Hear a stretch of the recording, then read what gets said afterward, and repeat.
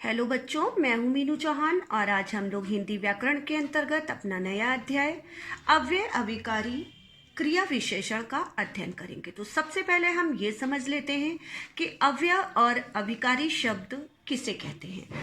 अव्यय का शाब्दिक अर्थ है व्यय ना होने वाले और अभिकारी का शाब्दिक अर्थ है अ प्लस विकार अर्थात विकार या परिवर्तन ना होना। अतः हम इस प्रकार ये कह सकते हैं कि अव्यय ऐसे शब्द जिनमें लिंग वचन कारक पुरुष आदि के कारण कोई विकार नहीं आता अव्यय कहलाते हैं। यानी कोई विकार नहीं आता, कोई बदलाव नहीं आता, कोई परिवर्तन नहीं होता, वे अव्यय कहलाते हैं। जैसे आज, कब, इधर, उधर, किंतु, जब, परंतु, तब और अतः, इसलिए, थोड़ा, अचानक आदि। और अव्यय को हम जरा उदाहरण के द्वारा भी समझ लेते हैं कि अव्यय किस प्रकार परिवर्तित नहीं होते हैं। तो सबसे पहले हम ये देख रहे हैं उदाहरण के माध्यम से, राम कल पढ़ेगा। हमने देखा राम कल पढ़ेगा, सीता कल पढ़ेगी, लड़के कल पढ़ेंगे और वे कल पढ़ेंगे। यानी कि आपने ये देखा कि राम, सीता, लड़के, वे, ये कर्ता वाक्य यानी लिंग बदल रहे हैं। आपने देखा कि क्रिया भी बदल रही है, लिंग वचन कारक के कारण क्रिया भी परिवर्तित हो रही है।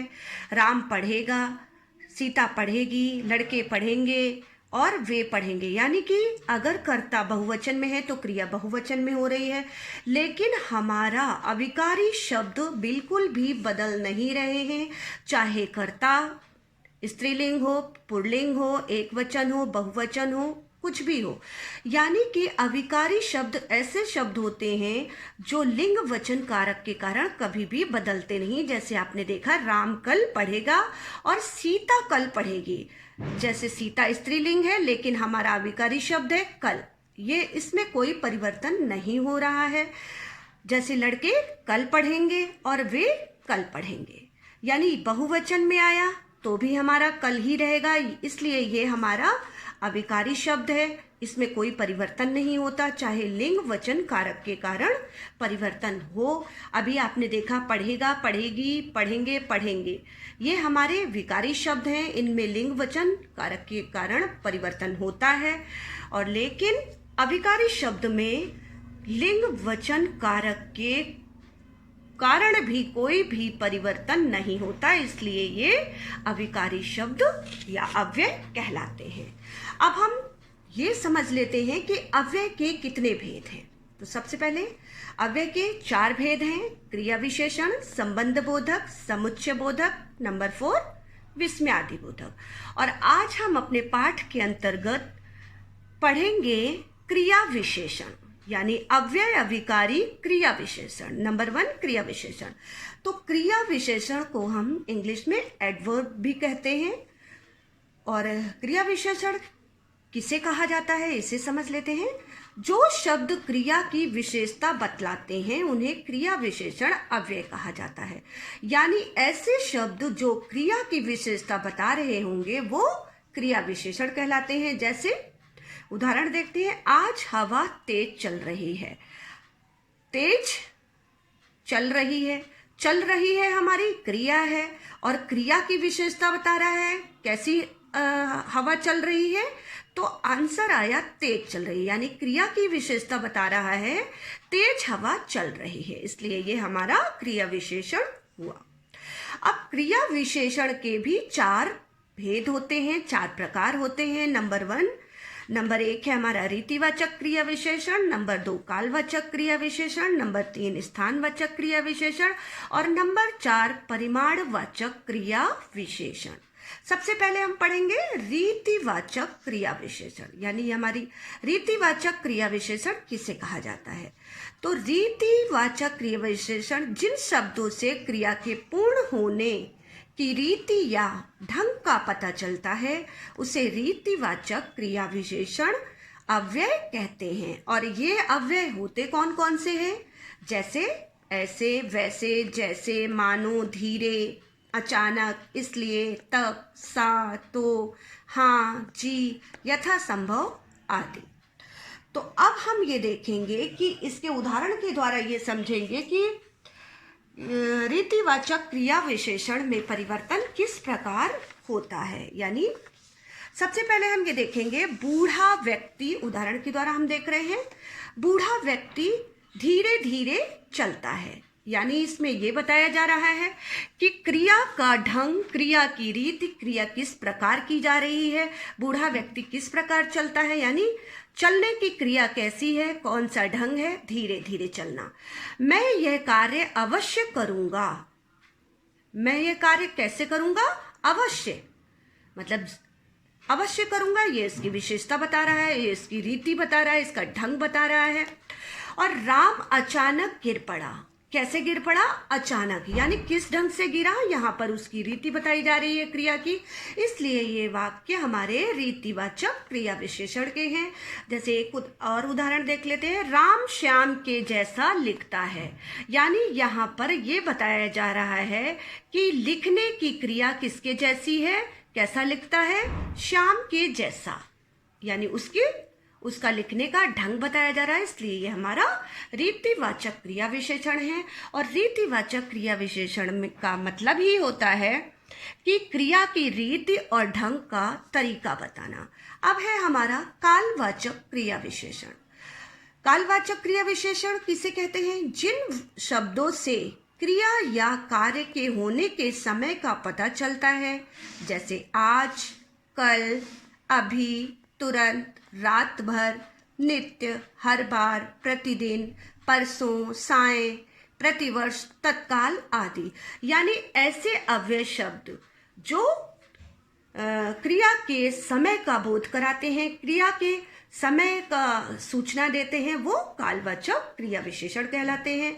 अब इसे भी कुछ उदाहरणों द्वारा देखते हैं। जैसे रेखा परसों जरूर आएगी। कब आएगी? परसों। यानी कि रेखा की क्रिया का समय बताया जा रहा है कि वो परसों आएगी, इसलिए ये कालवाचक है। और काल का मतलब ही होता है कि जहां पर हमें समय का बोध हो, वो कालवाचक क्रिया विशेषण होती है। अब नेक्स्ट है हमारा, मैं प्रतिदिन विद्यालय जाती हूँ। मैं कब जाती हूँ विद्यालय? तो आंसर होगा हमारा कालवाचक क्रिया विशेषण, यानी समय, प्रतिदिन, रोज। तो ये है हमारा कालवाचक क्रिया विशेषण। नंबर 3 है हमारा स्थानवाचक क्रिया विशेषण। जिन शब्दों से क्रिया के होने के स्थान का बोध हो, उसे स्थानवाचक क्रिया विशेषण कहते हैं। और इसके अंतर्गत कौन कौन से अव्यय शब्द आते हैं?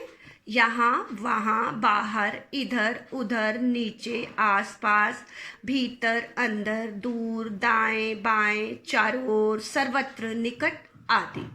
तो इसे भी हम कुछ अन्य उदाहरणों द्वारा देख लेते हैं। यानी कि जिन शब्दों से हमें क्रिया के स्थान का बोध होगा, क्रिया के स्थान का पता चलेगा, वह हमारे स्थान बोधक क्रिया विशेषण कहलाएंगे। तो उदाहरण है, रेखा मेज के नीचे खेल रही है। अब स्थान का पता क्या चल रहा है? रेखा कहाँ खेल रही है? मेज के नीचे, यानी स्थान कहाँ है? नीचे। मेरे पास 2 पेन हैं। मेरे पास कितने पेन हैं? 2 पेन हैं। वंदिता के पीछे चलो, यानी कि यहाँ पर भी स्थान प्रदर्शित हो रहा है। किसके पीछे चलो? वंदिता के पीछे। मेरे घर के निकट एक बगीचा है। तो मेरे घर के निकट यानी एक बगीचा है, यहाँ निकट अव्यय स्थान क्रिया के स्थान का पता बता रहा है, इसलिए ये हमारे स्थानवाचक क्रिया विशेषण हैं। अब हम पढ़ेंगे परिमाणवाचक क्रिया विशेषण। परिमाण का मतलब ही होता है कि किसी चीज की मात्रा बताना। तो जिन शब्दों से क्रिया की परिमाण और मात्रा का बोध होता है, उसे परिमाणवाचक क्रिया विशेषण कहते हैं। यानी जिन अव्यय शब्दों से क्रिया की परिमाण और मात्रा का जानकारी मिलेगी, हमें बोध होगा, वो क्रिया विशेषण परिमाणवाचक क्रिया विशेषण कहलाएंगे। और इनके अंतर्गत ये कौन कौन से अव्यय आते हैं? बहुत, अति, थोड़ा, कम, ठीक, बराबर, अधिक, बारी बारी, थोड़ा थोड़ा, जरा, तनिक आदि। अब इसे भी हम कुछ उदाहरणों द्वारा देख लेते हैं। हमारा पहला उदाहरण है, खरगोश तेज दौड़ता है। कैसे दौड़ता है, यानी हमें उसकी मात्रा पता चल रही है, तेज। बस करो, कितना खाओगे, यानी यहाँ पर भी हमें क्रिया की मात्रा पता चल रही है कि कितना खाओगे, परिमाण यानी मात्रा पता चल रही है। कम बोलो, नेक्स्ट नंबर है पढ़ने के साथ थोड़ा खेलना भी चाहिए, यानी पढ़ने के साथ साथ थोड़ा खेलना भी चाहिए। तो यहाँ पर ये मात्रा प्रदर्शित कर रहा है, इसलिए ये हमारे परिमाणवाचक क्रिया विशेषण है। तो आई होप आप सबको समझ में आ गया होगा कि क्रिया विशेषण किसे कहा जाता है। तो आपको पता है कि क्रिया विशेषण यानी जो शब्द क्रिया की विशेषता बताते हैं उन्हें क्रिया विशेषण कहा जाता है। और क्रिया विशेषण के 4 भेद हैं, रीतिवाचक क्रिया विशेषण, कालवाचक क्रिया विशेषण, स्थानवाचक क्रिया विशेषण और परिमाणवाचक क्रिया विशेषण। आई होप आप सबको समझ में आ गया होगा। धन्यवाद।